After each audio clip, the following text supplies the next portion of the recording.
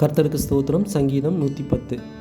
கர்த்தர் என் ஆண்டவரை நோக்கி, நான் உம்முடைய சத்துருக்களை உமக்கு பாதபடியாக்கி போடும் வரைக்கும் நீர் என்னுடைய வலது பாரிசத்தில் உட்காரும் என்றார். கர்த்தர் சீயோனிலிருந்து உமது வல்லமையின் செங்கோலை அனுப்புவார். நீர் உம்முடைய சத்துருக்களின் நடுவே ஆளுகை செய்யும். உமது பராக்கிரமத்தின் நாளிலே உம்முடைய ஜனங்கள் மனப்பூர்வமும் பரிசுத்த அலங்காரமும் உள்ளவர்களாய் இருப்பார்கள். விடியற்காலத்து கற்பத்தில் பிறக்கும் பனிக்கு சமானமாய் உம்முடைய யவ்வன ஜனம் உமக்கு பிறக்கும்.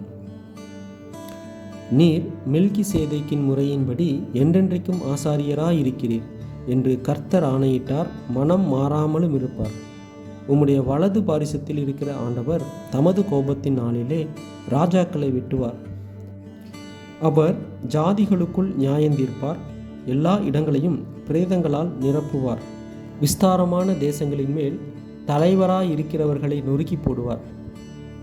வழியிலே அவர் நதியில் குடிப்பார். ஆகையால் அவர் தமது தலையை எடுப்பார். ஆமென்.